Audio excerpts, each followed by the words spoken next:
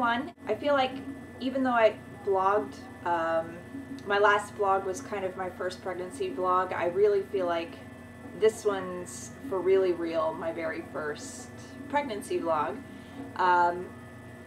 Probably because since the last time I spoke to you, I had my first ultrasound and we saw the little bean and heard the heartbeat, and I finally allowed myself to accept that this is real, it's happening, there's something in there, and get excited.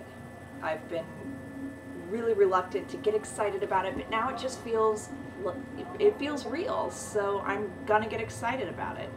I just want to apologize if you hear some background noise. There is a Cuban cigar place just down the street from me, and every Friday they have a live band, so you might hear that. So where to start? Last week for me was 7 weeks. It was week 7, so I'll talk about what that was like. I, in general, feel really lucky. I still haven't had any nausea, really. I did have a couple of days last week where I would get very queasy while I was eating, but I was still really hungry. So it was this weird situation of eating and feeling like, oh.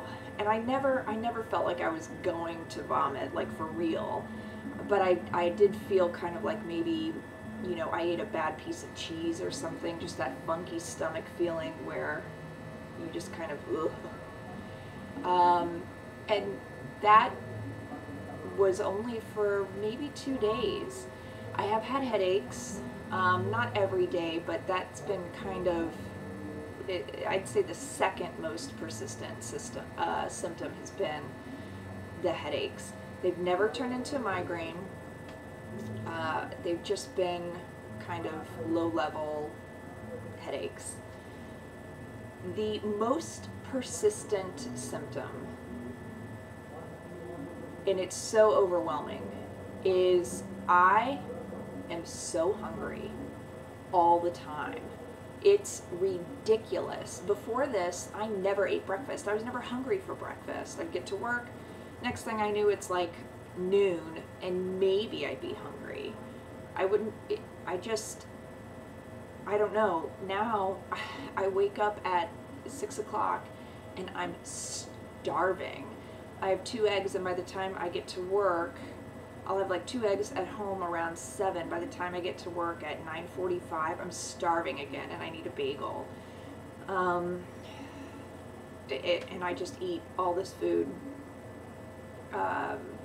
So I do love eating, so that's great, but it does actually get a little bit tiring after a while. But I feel very lucky to be having the symptoms, so it's a good sign, and it makes me excited and happy. It's so funny how I eat and 2 hours go by and I need to eat again. So that's been fun and interesting and kind of tiring, but all around very good.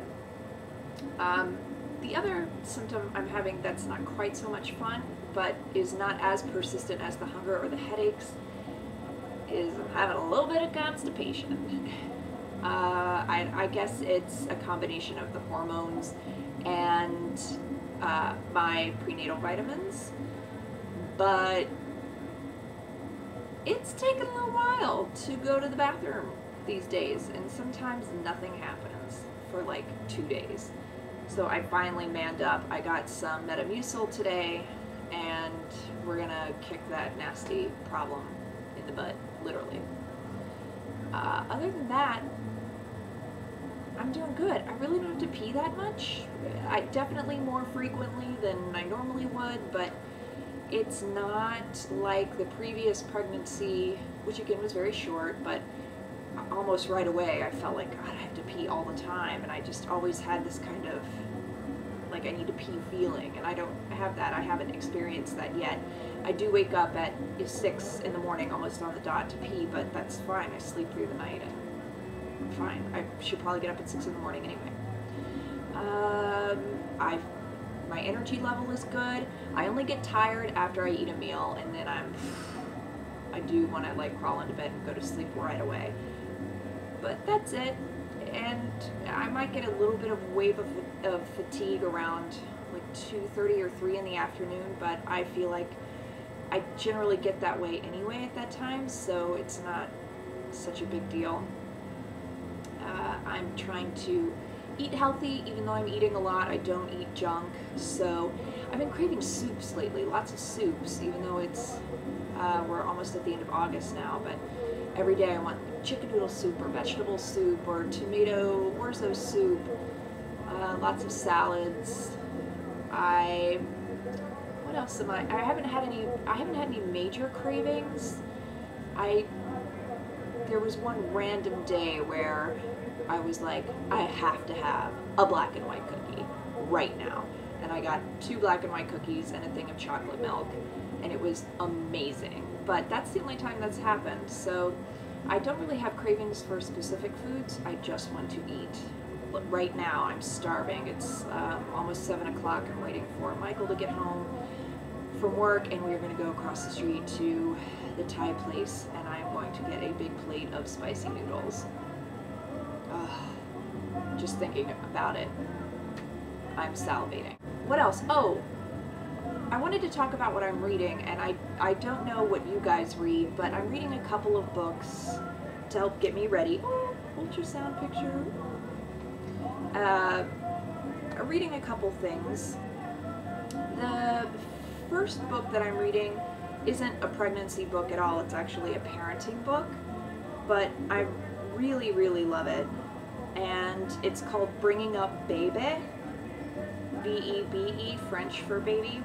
And it's about an American, she was a foreign correspondent for the New York Times, and she ended up meeting a French journalist and moving to France, and they are raising their kids there. Give me a second and I'll tell you her name. It's really good. It's got great tips on kind of, you know, I'm sure people would say it's like snobby stuff, but I think it's interesting. Her name's Pamela Druckerman. And essentially when she moved over to France, she noticed, once she found out she was pregnant, gosh, French babies don't pitch fits in restaurants. They don't throw food. I can talk to a French parent on the phone or in their house, and they're not being assaulted constantly by their children. Their children seem to recognize boundaries and rules, and they're polite and they're considerate. At the same time, the parents are extremely loving and devoted to their children. How does that happen? What is that? Why is there such a difference between American children and French children? And it's really interesting. It's not judgmental. It's not anti-American or whatever. It's just pretty straightforward tips. I find it pretty interesting, especially the first 3 or 4 chapters. I feel like I keep reading over and over because it talks a lot about breastfeeding and sleeping, or as the French call it, doing your nights. And I feel like I want to keep reading those over and over, so in 7 months, when I'm up in the middle of the night trying to figure out what to do, you know, I'll know when it's time to start a schedule and when it's time to just go with the flow and feed on demand. And, you know, the baby's going to be unsettled for the first 2 months, and there's really not much to do about it. So that's the first book I'm reading. The other book I'm reading is related to that. There is a doctor that the author goes to in the book, and his name is Dr. Michelle Cohen. He is the head doctor at Tribeca Pediatrics, which is like the doctor's office that every, you know, high-class, well-to-do, waspy, hipster mom wants to take their baby to. And his book is called The New Basics. And again, I'm pregnant, I'm not reading pregnancy books. It's called The New Basics, A to Z Baby and Child Care for the Modern Parent. Again, it's not a pregnancy book, it's a parenting book. It's not written in narrative form, it's broken up by subject matter, so you have to know what it is you're looking for when you go to read the book, which is easy for me because I've got a million questions and I know exactly what I want to read about.